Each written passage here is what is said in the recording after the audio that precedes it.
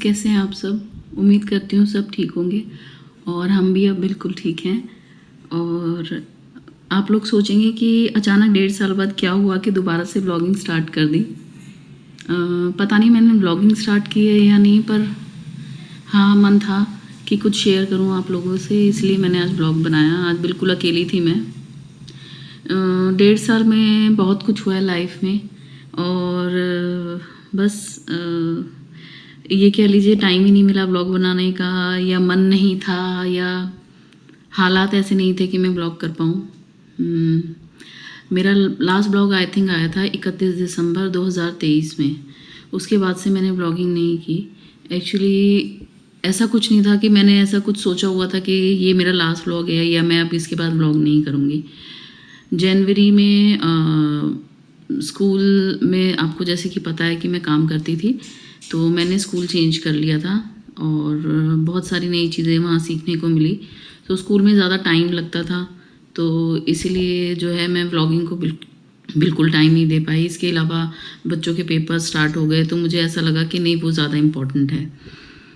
तो वही है कि बच्चों के पेपर्स वगैरह होते रहे, स्कूल भी नया था, अपने आप को एडजस्ट करना था, चीज़ें सेटल करनी थी, इसलिए पहले ब्लॉगिंग पे ध्यान नहीं दिया।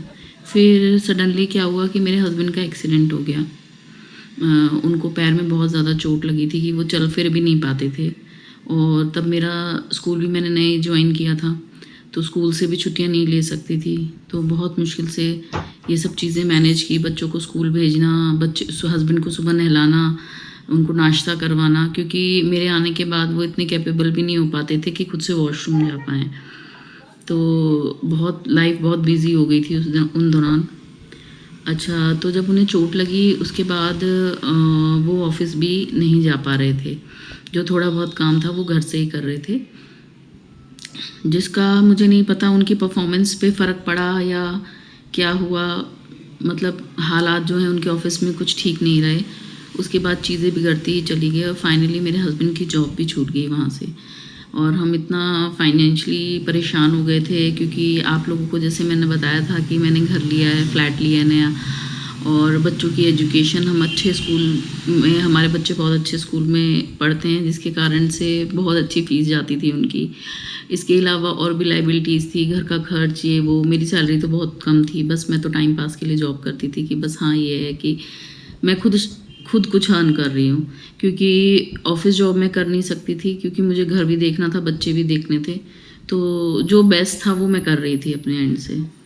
और फिर भी चीज़ें ठीक थी, हस्बैंड जॉब ढूंढ रहे थे, सब चीज़ें चल रही थी। पर कहीं से भी ना हस्बैंड को जॉब के लिए कहीं से भी पॉजिटिव रिप्लाई नहीं आ रहा था। धीरे धीरे क्या हुआ कि हस्बैंड भी थोड़ा परेशान रहने लगे।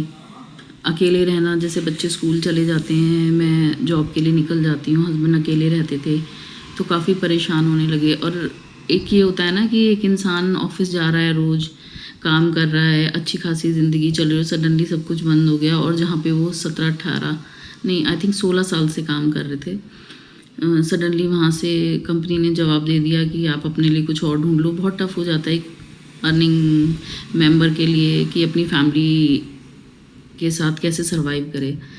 मैंने अपनी तरफ से बहुत कोशिश की, मैंने अपने हस्बैंड को कभी भी ये चीज़ें रियलाइज़ नहीं होने दी। हालांकि मतलब वो बहुत स्ट्रॉन्ग हैं, बहुत पॉजिटिव रहते हैं, बहुत काम रहते हैं, पर कहीं ना कहीं मैं देख रही थी कि वो फील कर पा रहे थे इन चीज़ों को। तो धीरे धीरे बोलेंगे चीज़ें ज़्यादा ख़राब होती गई। फिर फाइनली एक जगह से पॉजिटिव रिस्पॉन्स आया, जिसने मतलब बोलते ना कि सोचने पे मजबूर कर दिया कि क्या ये चीज़ करनी चाहिए, नहीं करनी चाहिए। तो मैंने अपने हस्बैंड को बोला कि आप गो थ्रू कीजिए इसको, आप ज्वाइन कीजिए जॉब।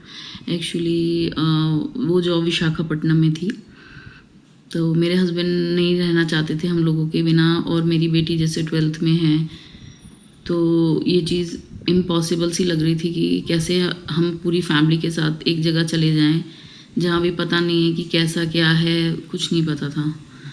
तो चीज़ें समझ ही नहीं आ रही थी कि किससे एडवाइस ले, क्या करें, कुछ अपना बिजनेस रन करें, क्या करें, कुछ नहीं समझ में आ रहा था। और ना ही हम किसी से कोई ओपिनियन ले रहे थे। हमें लग रहा था ये हमारा खुद का टफ़ टाइम है, हम इसे खुद से डील करेंगे, कल को कोई रिग्रेट नहीं होना चाहिए कि उसने ये बोला था तो हमने ये कर लिया। तो इसलिए हमने शायद किसी से सजेशन भी नहीं लिया।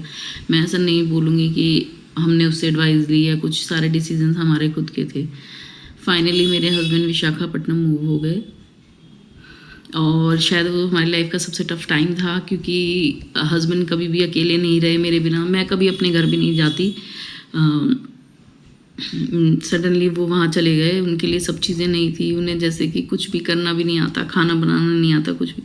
तो उनके लिए सफ़र करना बहुत प्रॉब्लम हो रही थी उनको सरवाइव करने में। और हमारे लिए तो मुश्किल थी, क्योंकि मैं तो उनके बगैर कहीं सब्जी लेने भी नहीं जाती शायद।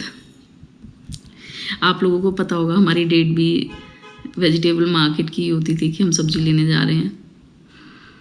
बस चीज़ें जैसे तैसे निकल रही थी। फिर फाइनली ये होता है ना, आप कितने दिन अकेले सरवाइव कर सकते हो। हस्बैंड को चीज़ें परेशान करने लगी, वो बहुत परेशान रहने लगे। एक दिन तो मतलब इस मतलब कंडीशन में आ गए थे, वो कह रहे थे मैं नहीं सरवाइव कर पा रहा, मैं सबको छोड़ के आ जाऊँगा।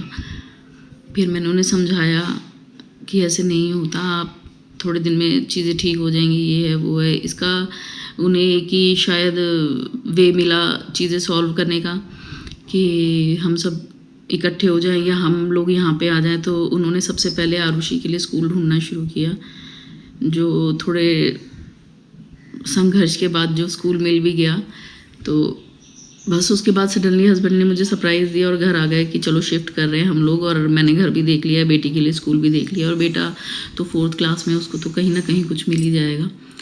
तो बस फिर वो मुझे यहाँ पे लेके आ गए और हम विशाखापट्टनम आ गए हैं। बच्चों के स्कूल्स में एडमिशन हो गए हैं, हस्बैंड ऑफिस चले गए हैं, मैं अकेली थी घर में। मैंने अभी तक सच बताऊँ तो कहीं जॉब नहीं देखी है, कुछ भी नहीं। पर हाँ, ये है कि अपना घर का काम करने के बाद अब मैं बहुत अकेली हो जाती हूँ, बोर होती हूँ, समझ नहीं आ रहा मैं क्या करूँ क्या नहीं करूँ। एक बोलते हैं डिप्रेशन वाली फीलिंग भी कई बार महसूस करती हूँ कि मैं अपनी ज़िंदगी में क्या कर रही हूँ। क्योंकि यहाँ पे एक तो लैंग्वेज इशू बहुत ज़्यादा है, मेरे आसपास किसी को भी हिंदी बोलनी नहीं आती। इवन माय नेबर्स, उन्हें ना इंग्लिश बोलनी आती है और ना ही हिंदी बोलनी आती है, उन्हें सिर्फ तेलुगु बोलनी आती है।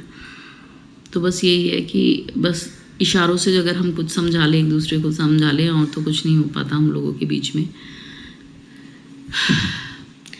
तो अभी फ़िलहाल मैं घर में अकेली हूँ, समझ नहीं आया है क्या करूँ। तो मैंने कहा चले व्लॉगिंग कर लेते हैं, देखते हैं इसका क्या रिज़ल्ट निकलता है क्या नहीं।